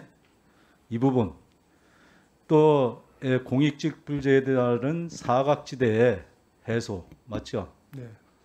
또 쌀 시장 격리 그리고 축산 시설 및 분뇨에 대한 님비 현상 정말 중요한 사항입니다. 그리고 또 농축업을 하는 데 있어서 지금 일자리가 엄청나게 심각하죠. 맞습니다. 예. 그리고 이제 정부에서 장려 정책 사업을 해놓고 농축산인들이 실패를 하게 되면은 누가 책임져 줄 사람이 없어요. 대표적으로 아노니아인가, 그리고 블루베리인가 이런 부분, 그렇죠? 그리고 또 지산지소라든가 뭐 이런 강소농 그리고 농촌 체험 이런 부분에 대해서 그분들이 실패를 하게 되면은 정부에서 정책은 엄청나게 지원해주고 장려 사업으로 해놓고 나중엔 책임은 기피하고요. 맞습니까, 후보자? 뭐 하여튼 그렇게 되면 안 된다고 생각을 합니다. 네. 그리고 이제 농업과 축산업 같은 거에 그 산하기관이 많죠. 이 농림부 산하기관 많이 있습니다. 많이 있죠. 네. 좀 거기다 과감하게 위임을 해줄 필요가 있다고 저는 생각이 되는데 어떠세요? 네, 필요한 거는 당연히 이렇게 해야 된다고 생각을 합니다. 그래서 이제 그런 정책들을 쫙 하나하나 살펴보시면서 이게 대개 늘공 출신들이 장관을 하게 되면은 어영부영한다는 얘기를 듣습니다. 그렇다 보면은 다음에 후배의 공무원들이 장관의 발탁이 되지 않는 그런 사례가 많아요. 왜냐하면 미지근하기 때문에. 그죠? 그냥 임기만 채우면 나가야 되겠다. 이런 생각을 갖고 계시기 때문에. 저는 하여튼 맞죠? 그래서 열심히 이왕에 일할 거 화끈하게 선택과 집중을 해서 해주시기를 바라겠습니다. 그렇게 하실 거죠? 의원님께서도 많이 도와주시기 바랍니다. 예, 그리고 이제 제가 CPTPP 가입에 대해서 좀 구체적으로 묻겠습니다. 문재인 정부가 CPTPP 가입 신청을 준비하고 있는 것에 대해 보고 받으셨나요? 네, 내용 알고 있습니다. 예, CPTPP 가입하게 되면 가장 큰 피해를 받을 분야가 바로 농업 분야라고 하는데 알고 계시죠? 예, 맞습니다. 이 때문에 정부에서는 작년 하반기에 농업 분야에서 예상되는 피해 규모를 산정했었습니다. 실제 연구 분석한 곳은 한국농촌경제연구원입니다. 그 내용 보고 받으셨습니까? 자세히 보고받지는 못했지만 전체적인 그 내용에 대해서는 제가 파악하고 있습니다. 그런데 그 피해 규모를 분석한 자료는 지금 3급 국가기밀 문서로 지정되어 있다고 합니다. 맞습니까? 네, 그렇게 들었습니다. 네, 화면 한번 봐주시죠. 저게 바로 한국농촌경제연구원이 CPTPP 가입에 따른 피해 규모를 분석한 모델입니다. 붉은색 박스는 3가지 변수를 나타내고 우측으로 그 변수에 따른 경우의 수를 나타낸 것인데 밑에서부터 보면 관세 자유화, 비율에 따라 3가지 경우 그리고 SPS라는 변수와 중국이라는 변수에 대해서는 각각 2가지 경우의 수로 두고 분석했습니다. 각각의 경우의 수를 다 곱하면 총 12가지의 경우의 수가 나오고 그에 따른 피해 규모가 산출됩니다. 맞습니까? 네, 그렇게 알고 있습니다. 자, 그림에서 보듯이 위로 갈수록 그리고 우측으로 갈수록 그 피해 규모는 커집니다. 한국농촌경제연구원에서 이 12가지의 경우를 분석해서 각각의 피해 규모를 산출했고 그 내용을 김현수 장관뿐 아니라 산업부를 포함한 관계기관에 모두 보고했습니다. 그런데 12가지 경우 중 최대 피해 규모는 우측 상단에서 보시는 바와 같이 2조 1,700억 원에 달한다고 합니다. 맞습니까? 그 정확한 규모에 대해서는 제가 보고를 안 자, 받았고. 그런데 현 정부는 관세 자유와 비율에 따른 피해 규모만을 가지고 최소 853억 원에서 우리 후보자도 말씀하셨는데 최대 4,400억 원의 농업 피해가 발생할 것이라고 발표했어요. 후보자 이 내용 다시 한번 보고 받으셨죠? 대략적인 내용은 알고 있습니다. 자, 분명히 농촌경제연구원에서 분석한 자료에 최대 2조 1,700원의 피해 규모가 나와 있는데도 정부는 지금 이 순간까지 숨기고 있습니다. 정부가 발표한 최대 피해 규모는 보고서에 작성된 최대 피해 규모의 5분의 1에 불과합니다. 이것은 국민을 기만하고 농민을 우롱하는 사기입니다. 동의하십니까? 네, 아마 아직 실제 중국이 이쪽에 가입된 것도 아니고. 저 신청했잖아요. 그러니까 이제 예, 지난해 9월달에 신청했잖아요, 중국. 진전이 되면은 그건 당연히 공개가 예. 될 걸로 봅니다. 저 후보자님, 네. 대한민국에 체결한 역대 FTA 중 농업 분야에 가장 큰 피해를 가져온 것이 바로 한미 FTA예요. 그로 인해 농업 분야 연간 피해 규모가 얼마가 되는지 아시죠? 연간 약 8,500원, 8,150억 원입니다. 네, 그 정도. 예, 이 정도의 피해로도 대한민국 농업 분야가 휘청거렸어요. 그런데 2조 1,700원이면 약 3배 가까운 규모예요. 이런 막대한 피해가 발생할 것이라고 예측 자료를 국민들에게 숨긴다는 것이 타당하다고 보십니까? 현 정부 임기 며칠 안 남았어요.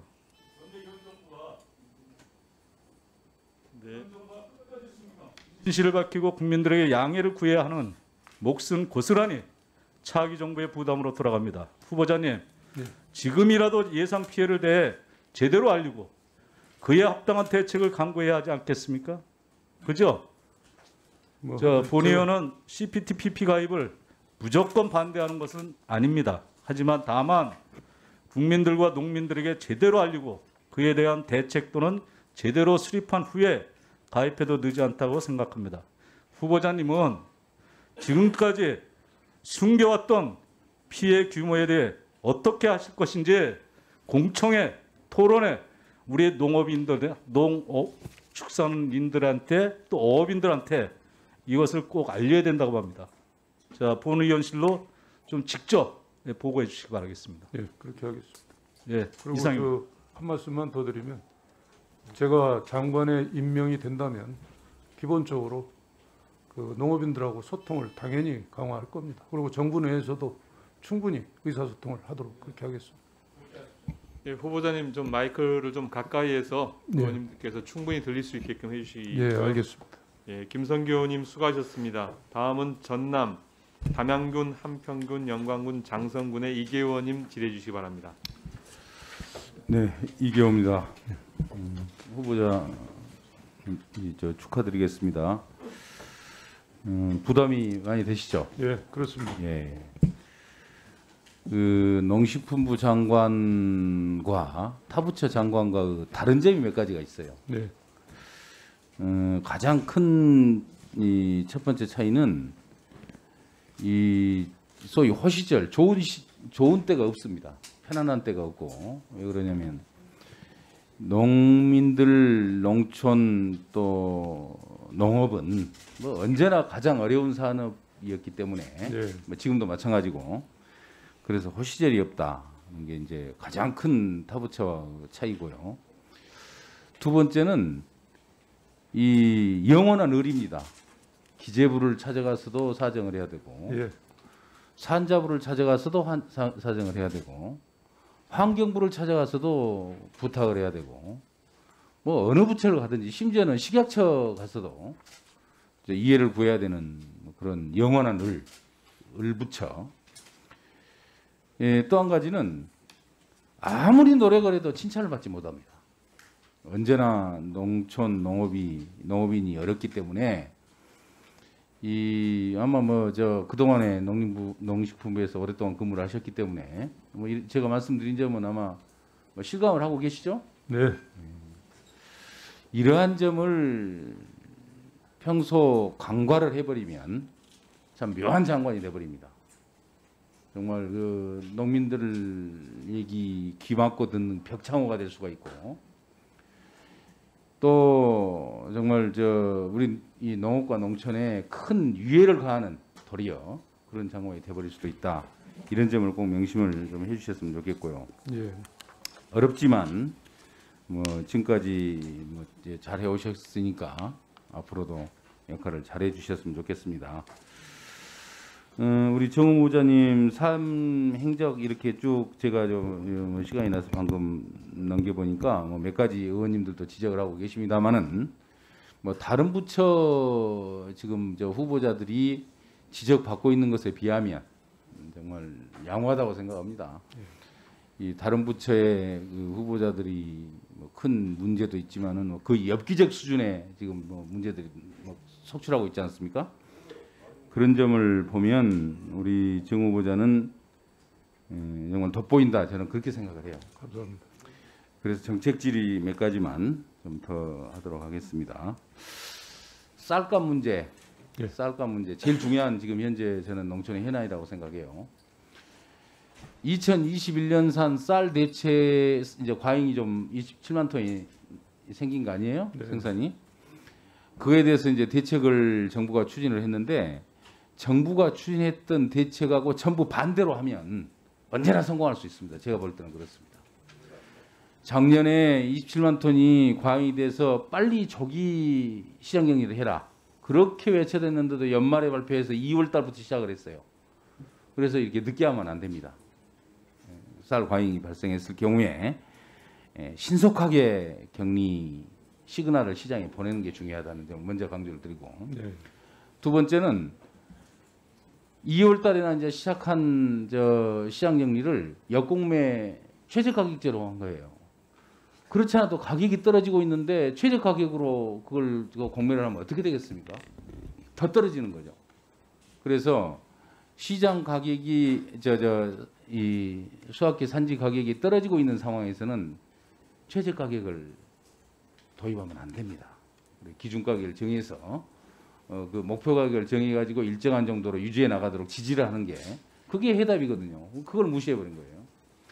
또 한 가지는 작년부터 저 사전 생산 조정제가 없어졌습니다. 그것도 뭐 굉장히 큰 과잉 생산과 산지 쌀값을 떨어뜨리는 큰 원인이 되었다. 저는 그렇게 생각합니다. 그래서 작년 대책과 전부 반대로, 그러니까 조기에 시장에 대한 시장 격리 신호를 보내고 또 가격이 떨어진 것을 지지할 수 있는 대책을 세우고 사전에 가능한 범위 내에서 최대한 사전 면적 조정을 하고 그러한 일들이 하나 규범화돼야 한다고 봐요. 그래서 면 차제에 이 취임을 하시게 된다면 꼭 그러한 점을 좀 심도 있게 좀 검토를 해서 네. 좀 SOP를 만들어 주시기 바랍니다. 예, 인용하겠습니다. 그리고 이제 작년산 그 쌀값 관련해서 보면 그렇게 가격이 떨어지는데도 늦게 대책이 나오고 뭐 그런 이유가 있다고 봅니다. 저는 농림부가 그렇게 하고 싶지는 않았을 거예요. 바로 기재부나 물가 당국에서 물가하고 연동을 자꾸 시키기 때문에 떨어뜨리는 것을 더 떨어뜨리고 싶은 게 그 사람들의 어떻게 보면 이 욕심일 수도 있는 거죠. 그런 점에 대해서 과감하게 노라고 말할 수 있는 장관이 돼야 됩니다. 그렇게 해주시겠습니까? 예, 그렇게 하겠습니다. 네, 공익형 직불금 뭐 여러 의원님들께서 좋은 말씀 많이 해주셨고요. 2조 4천억 정도로 현재 기재부가 그것도 나름 실링을 정해서 그 안에서 해결을 하라는 게 이제 지금까지 쭉 일관되게 해온 방침 아니겠습니까? 이 새로운 정부에서 5조 원 정도로 확대를 하겠다는 이제 발표를 저도 보도를 통해서 봤습니다. 반드시 지켜져야 됩니다. 그에 대해서 책임감 있게 임할 자신 있으십니까? 네, 그렇게 하겠습니다. 지킬 때도 가급적이면 순중이 돼야 됩니다. 있는 예산 서로 구조정해가지고 기존 예산 일부 깎아서 거기다 붙이는 것, 그것은 농민들한테 실질적인 도움이 되지 않습니다. 재구조화하는 거는 아마 예산이 그렇게 많지 않을 걸로 생각을 합니다. 그래서 철저하게 순중 방식으로 꼭 늘어날 수 있도록 후보자가 명심을 해서 꼭 지켜주실 것을 부탁을 드리겠습니다. 그리고 이제 제도 개선해야 될 점 잘 아시겠습니다만 2017년부터 19년까지 지급 실적이 있는 사람들에 한해서 지금 지급을 하고 있잖아요. 네, 그래갖고 발생하는 여러 가지 문제점 너무 잘 아실 겁니다. 네. 그렇게 주장을 했던 이유가 바로 이제 2조 4천억으로 이제 실링이 캡이 씌워져 있기 때문에 그렇거든요. 그래서 그런 점을 늘어난 차제에 그런 문제점들 좀 기초 조사를 하고 있고요. 속히 끝내서 어쨌든 내년 지급분부터는 지급이 될 수 있도록 예. 그렇게 추진하겠습니다. 그리고 신규 그 청년들에게도 지금 지급이 안 되고 있는데 그런 점도 좀 개선을 해주시기 바랍니다. 네, 그렇게 하겠습니다. 한 가지만 더 말씀드리도록 하겠습니다. 밀 문제입니다. 밀. 네. 지금 우크라이나 전쟁 때문에 식량의 어떤 그 식량 주권이 네. 새롭게 강조가 되고 있는데 그런 측면에서 보면 뭐 쌀은 우리가 잘 지키고 있습니다만은 밀, 콩 이 부분은 정말 우리가 특단의 목표를 세우고 추진하지 않으면 안 된다고 생각을 해요. 네. 밀산업 육성법이 얼마 전에 이제 통과가 돼서 뭐 밀 농민들이 기대를 많이 걸었는데 실질적으로 뭐 좀 도움을 주지 못하고 있어요. 밀산업 육성법의 가장 중요한 내용은 과감한 생산 지원을 좀 하고 또 수매를 비롯해 가지고 가격 안정이 될 수 있도록 조치를 취하고 또 과잉 시에는 정부가 개입해서 가격을 등등을 유지한다든지 그게 밀산업 육성법의 취지고 내용인데 실질적으로 안 되고 있습니다. 구체적인 내용은 시간이 없어서 제가 말씀드리지 못합니다만 이렇게 농민들한테 희망고문이 되지 않도록 꼭 그 후보자께서 이 장관을 취임하시게 된다면 네. 한번 그 전반적인 상황 점검을 해보시기 바랍니다. 예, 그렇게 하겠습니다. 예, 이계호님 수고하셨습니다. 다음은 부산 서구동구 안병길 의원님 질의해 주시기 바랍니다. 예. 장관 후보자님 지명 축하 진심으로 장관 지명을 축하드리고요.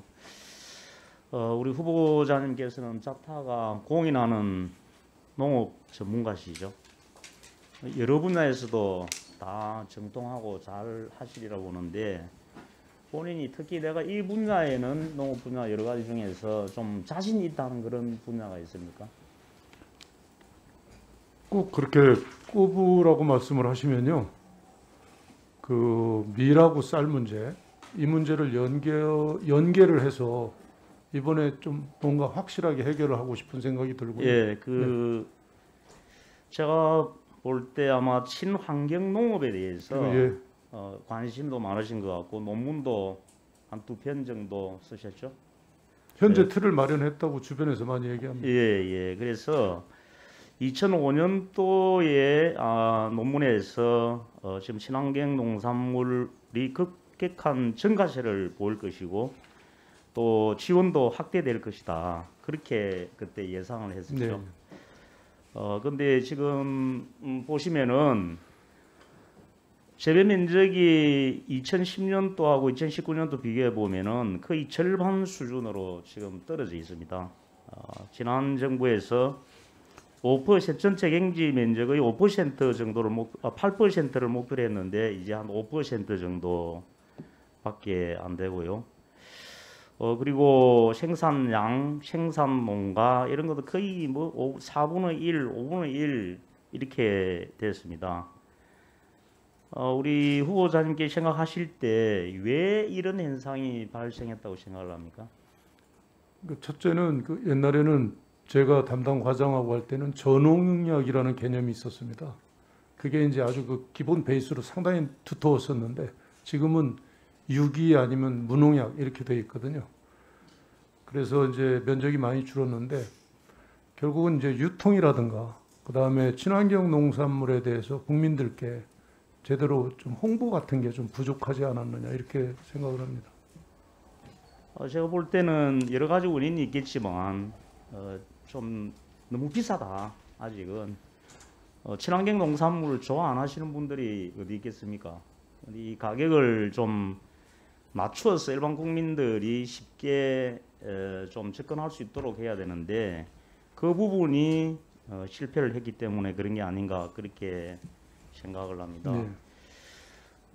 제가 판단할 때는 지금 우리 친환경 농산물 하는 목표가 1번 목표가 뭐죠?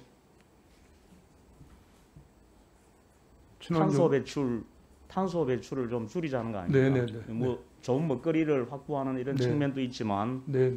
이제 탄소 배출량을 좀 줄이자는 건데 우리 수입 농산물이 탄소 배출이 훨씬 더 많아요. 그렇죠?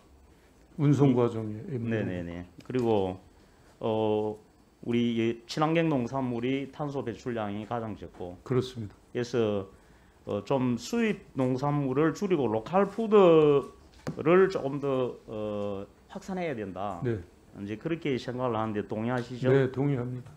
예, 그리고 친환경비어 공공 비축 사업 예, 알고 계시죠? 여기에 대해서도 지금 물량 확대가 필요를 합니다. 지금 수매 가격이 너무 낮아요. 그렇다 보니까 친환경 농업인들이 매력을 못 느끼고 있습니다. 이 부분에 대해서도 친환경 배 공공 비축 사업을 전폭 지원할 필요가 있다 하는 그런 말씀을 드립니다. 네, 이것도 유념하겠습니다. 공감하시죠? 예, 친환경 농업 직불 단가라 이것도 너무 낮아요 지금 한 이걸 한 50% 정도 높여야 된다 이런 지적이 있는데 여기에 대해서는 어떻게 네, 생각하세요? 이번에 선택직불제 확대하고 하는 그런 방향에 예. 포함을 해서 뭐 의원님께서 말씀하신 내용을 충분히 검토하겠습니다. 그 무농약 직불금에 대해서는 어떻게 역시 그 생각을 하십니까? 범주 안에 넣어서 범주 안에 있는데 알겠습니다. 무농약 직불금이 늘어나면 유기농가를 이렇게 전환하는데 오히려 더 제약이 된다. 그 균형을 잘 맞춰야 되겠죠. 균형을 잘 예, 예. 맞춰야 되겠죠. 예, 예. 예, 그리고 지금 이 정부에서 조금 호평을 받고 있는 정책이 임산부들에게 친환경 농산물을 지원하는 그런 네. 사업을 지금 시범적으로 네. 실시하고 있지 않습니까? 네, 근데 이게 상당히 2020년부터 하고 있는데 아직 조금 시범 실시가 돼서 그런지 이게 호평은 받고 있는데 이게 확산이 되지 못하고 있습니다. 이것도 조금 더 늘려야 된다 하는 그런 생각이 들고요. 친환경 무기질 비료 관련해서 지금 무기질 비료에 대한 비료 가격을 이게 좀 인상을 차등액을 지원을 하자 그런 이야기인데 이 부분에 대해서는 어떻게 생각하세요? 그 내용은 제가 하여튼 파악을 해보고 검토하겠습니다. 예, 이게 무기질 비료의 비료 가격을 인상 차등 지원을 하면은 친환경 쪽이 유기질 오히려 비료에 대한 친환경 농업 정책하고 배치가 돼요. 글쎄, 예, 그래서 이제 이것은 조금 좀 신중하게 할 필요가 있다 하는 그런 생각이 듭니다. 지금 우리 인수위 그 작업에 정책 마련하는데 좀 같이 동참을 아까 하셨다고 말씀을 하셨는데 친환경 농업을 하기 위한 생산 집적화 지금 120개소를 만들겠다 그렇게 우리 인수위에서 발표를 했습니다. 2027년까지. 네, 네. 이게 120개를 2020년까지 27년까지 하려면은 굉장한 그 예산이 들 텐데 대략 어느 정도 짐작을 하고 계세요? 그 내용은 제가 파악을 해서 하지만 방향은 우리가 2030 뭐 NDC 이것도 관련이 되지만 우리 농업 전반적으로 친환경 쪽으로 전환해야 되는 건 기본 방향입니다. 그 생산 집적 단지를 120개 만들려면은 2027년까지 지금 엄청난 투자를 해야 되거든요. 그래서 제가 거기에 파악을 해보고 요 정책에 예, 제가 자세히 그 내용은 좀 한번 파악해 보시기 바랍니다. 예, 이상입니다. 예, 안병길 의원님 수고하셨습니다. 다음은 인천 남동구갑 맹성규 의원님 질의해 주시기 바랍니다. 예, 인천 소래포구를 지역구로 두고 있는 인천 남동갑 대표 맹성규입니다. 우선 정 후보자님 지명을 축하드립니다. 그 후보자님은 농정 분야 전문성을 이용 것을 장점으로 평가를 받고 계시는데요. 지금 농축산업계는 저출산 고령화에 맞물려 지역 소멸의 어려움과 포괄적 점진적 환태평양 동반자 협정 등으로 인한 농업 경쟁력 약화 등 다양한 우려가 나오고 있습니다. 그래서 오늘 청문회는 후보자께서 현안 해결을 위한 적임자인지 또한 고위공직자로서 가져야 하는 도덕성에 문제가 없는지를 검증하는 자질과 역량을 검증하는 자리가 되기를 희망합니다. 예, 예. 그러한 측면에서 몇 가지 이제 도덕성에 관한 거를 질문을 드릴 텐데요. 네. 이게 그 제가 의원실에 준 답변 자료가 좀 문제가 되는 것 같아요. 그러니까 사실관계를 떠나서 그러니까 이 내용을 한번 보시고요. 입장을 말씀을 해주셔야 될 것 같습니다. 첫 번째 자녀분 얘기를 좀 해야 될 것 같아요. 어쩔 수 없이. 87년생이고 장녀가 11년에 이제 LS 그룹에 이제 공채로 들어가서 엠트론의 법무팀 신입사원으로 일하고 있죠. 그런데 공교롭게도 그 이제 자녀분이 입사를 하고 나서 이 R&D 과제, LS 엠트론에 대한 R&D 과제가 7억 원에서 30억 원으로 한 4배 가량 증가가 됩니다. 한번 좀 보시겠습니까? 4배가 증가가 됐는데 그 담당과가 과학기술정책과예요. 네? 농림부 과학기술정책과입니다. 그래서 이게 저 대가성으로 특혜를 준 것이 아닌가 하는 의심이 드는 대목인데, 자, 후보자께서 답변을 주시기를 농기계 연구개발 업무와 무관한 농어촌 정책국장에 재직했다. 그 당시에는 그렇게 답변을 주셨어요. 자, 저 답변 주신 걸 한번 보겠습니다. 자, 농어촌 정책국장에 재직하였다고 하면서 과학기술정책과가 소관이 아니다는 저 답변, 현재 직제를 주셨다고 답을. 자, 현재 직제. 현재 직제는 과학기술정책과는 농어촌 정책과하고 상관이 없어요. 그건 맞는 얘기인데, 자, 보세요. 본인이 2010년부터 2월부터 11년 6월까지 농촌정책국장, 11년 6월부터 12년 4월까지 농어촌정책국장, 농촌정책국장, 농어촌정책국장, 그리고 12년 4월부터 13년 1월까지 농업정책국장으로 일하고 계십니다. 자, 표를 한번 보세요. 지금 직제가 아니라 농촌정책국장 재직 시의 과학기술정책과는 후보자가 총괄하는 농촌정책국 소관입니다. 맞죠? 그 내용은 좀 설명을 드려야 되겠는데. 아니, 그러니까 맞다 틀리나 직제 표상은 저렇지만 저건 별개, 완전히 별개의 조직. 아니, 자, 그러니까 그 보통 정책국에 정책과는 국장한테 그 보고하도록 다 돼 있지 않습니까? 아니, 그렇지 않습니다. 자, 다음 농어촌 정책국장을 보시면 그다음 개편 후에 농어촌 정책국도 역시 국장님 소관으로 그 과학기술정책과가 이렇게 돼 있어요. 자, 이제 그렇지 않다고 그러시는데 편의상 그렇게 돼 있는 거고 실제 업무는 완전히 아니 답변을 주신 게 다르지 않습니까? 답변을 주시면 그렇다.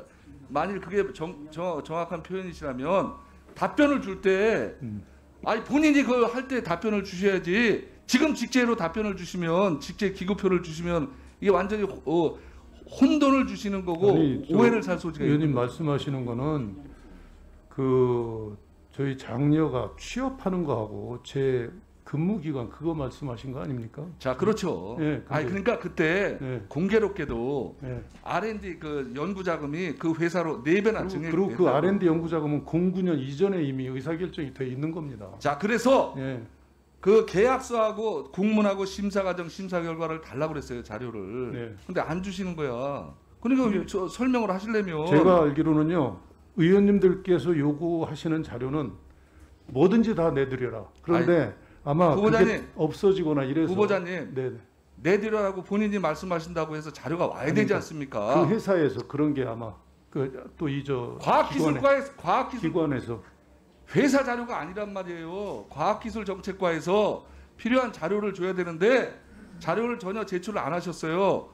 그리고 이게 합리적인 의심이 갈 수밖에 없는 게 그 직제 답변을 주실 때도 과학기술정책과가 현재 전혀 무관한 것처럼 해서 답을 주셨는데 실질적으로는 그 당시의 의사결정 과정이 그 국장하고 정책관하고 사이에 있어서 보고관계가 있는지 없는지도 의심스럽지만 없다고 하면은 그 직제를 주셔야 되는 거 아닙니까? 직제표를. 제가 질문한 걸 잘 이해를 못 하시겠어요? 이해했습니다. 그래서 그거에 대한 좀 해명을 저 오후에 좀 해주세요. 알겠습니다. 제가 그러니까 문제 제기를 드리는 거예요. 그리고 의원님 09년 그 시기 그때는 제가 대변인 맡고 있어요. 좋습니다. 그러면 그 자료를 제가 납득할 수 있는 의원실에 자료를 주셔야 되는데 못 받았어요. 알겠습니다. 한번 확인해 보시고요. 알겠습니다. 보완을 해주라고 하세요. 알겠습니다. 제가 그냥 막 문제 제기하는 것이 아니라 알겠습니다. 저희들이 이제 납득할 수 있어야 되지 않겠습니까? 자, 또 하나 이제 보시겠어요? 자, 한번 틀어봐. 차병원 건인데요. 수의학과 설립을 원하자 청와대 전 현직 고위 관료들이 나서 관련 부처에 압력을 넣은 사실이 확인됐습니다. 소리 좀 크게 이세영 해주세요. 기자의 단독 보도입니다. 자, 이거 지난 이제 2015년 10월 농림축산식품부는 청와대로부터 한 통의 전화를 받습니다. 전화를 건 사람은 정황근 당시 대통령실 농축산식품 비서관, 차병원 그룹이 운영하는 차의과학대학의 수의학과를 개설하는 문제를 잘 검토하라는 내용이었습니다. 정 비서관은 최원영 전 고용복지수석으로부터도 이와 관련한 전화가 갈 것이라고 말했습니다. 축산국장한테 이런 분이 전화를 할 테니까 잘 검토를 해봐라. 자, 좋습니다. 자, 제가 이제 요 내용에 대해서는 아마 후에 다른 의원들은 질의가 있으실 거니까 네. 제가 이제 답변 관련해서 좀 한번 다 질의를 드리려고 하는 거예요. 네. 답변이 뭐라고 하냐면 답변 띄운 거 보세요. 자, 소관부처 담당 비서관으로서 통상적인 업무 일환으로 생각한다. 예? 그다음에 제가 모르는 분야이기 때문에 축산국장에게 연락을 해보라고 답변을 하였다. 이게 저 지금 그 SBS 보도 내용하고 답변 내용하고 같습니까? 그래서 네. 이게 그 답변을 주시는 게 애매모호하고 마치 오해할 소지가 있을 것처럼, 자, 전화를 분명히 했는데 그 축산국장에게 나는 저 전문 분야가 아니 잘 확인해 보라고 했다면 그냥 이거 그냥 이렇게 했다고 답변하시면 되는 건데 마치 없는 것처럼, 이게 전화하신 것처럼 답변을 한 거예요. 자, 보면 전화는 했어. 그런데 나는 그거하고 전혀 상관없는 걸 답변을 했어. 아닙니다. 의원님, 제가 사실은 요 초안을 보고 밑에를 수정하라고 그랬는데 그 죄송하게 됐네요. 수정이 안 왔어요? 수정이 안 됐어요. 제가 그렇구나. 그 말씀을 드려도 알겠습니다. 될까요? 자, 그러니까 보세요. 이렇게 저희한테 제출한 답변이 후보가 어떤 생각을 하고 계신지 모르겠지만 그렇습니다. 이 문제는 생각은 다른 거잖아요. 그럼 한번 설명을 해보세요. 네, 제가 비서관 맡고 있는데 그 최수성님이 그 전에 이제 저랑 같은 층에 근무하셨는데 나가셨는데 후에 전화를 주셨는데 차병원 관계 무슨 일을 하신다고 그러고 잘 기억은 안 나지만 차병원에서 수의학과 이쪽을 좀 만들고 싶어 하는데 저 수의사를 좀 소개해 줄 수 있느냐. 그래서 제가 그 당시에 수의사는 뭐 직접적으로 누굴 특정할 수 없어서 수의 업무를 총괄하는 축산국장한테 제가 전화를 해놓을 테니까 그쪽에 설명을 하십시오. 이렇게 했고요. 축산국장한테는 이 최수성님이 이런 이유로 당신한테 전화를 할 테니까 친절하게 해드려라. 그게 팩트고 그게 답니다. 그거는 전에 바로 이 자리에서 김한정 의원님께서 저 청장 때 그대로 물어보셨고요. 아마 찾아보시면 알겠지만 제 기억으로는 지금 말씀드린 게 그대로 있을 겁니다. 그게 전부입니다. 네네.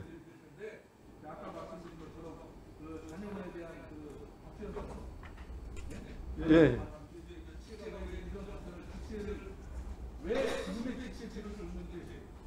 직제표를 우리가 제출해 드렸나요? 알겠습니다. 예, 알겠습니다. 제가 그거 챙겨보고. 네.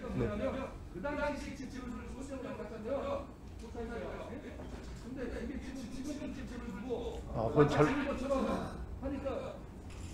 네, 그 착오가 있었던 것 같습니다. 알겠습니다.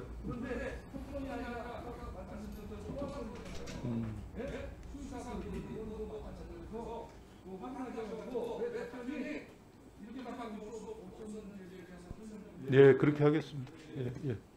예. 짧은 시간에 많이 내면서 아마 조금 혼선이 있었던 것. 의원님 수고하셨습니다.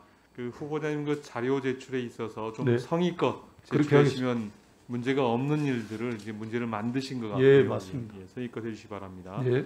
오전 질의는 이양수 의원님까지만 질의하고 오후 질의하도록 하겠습니다. 오전 질의 마지막으로 강원 속초시 인제군 고성군 양양군의 이양수 의원님 질의해 주시기 바랍니다. 서면 질의 답변서가 이만큼이죠. 이거 한 네. 권인가요? 제가 그 한 권으로 알고 있습니다. 양이 많네요. 그 뒤에 그 후보자를 보좌하시는 분들 이거 후보자가 다 읽어볼 수는 없잖아요. 철저하게 좀 의원님들이 요구하는 바를 정확하게 이해하고 제대로 된 자료를 작성해서 제출해야 됩니다. 어쨌든 최종 책임은 후보자께서 지는 네, 거니까 맞습니다. 네. 평소 우리 맹성규 의원님께서 합리적이고 이성적인 분인데 지금 얼굴이 빨개지셨어요. 그러니까 죄송하게 생각합니다. 오후까지 예? 그 완벽하게 이해되도록 잘 네. 설명해 드리시기 바랍니다. 그렇게 하겠습니다.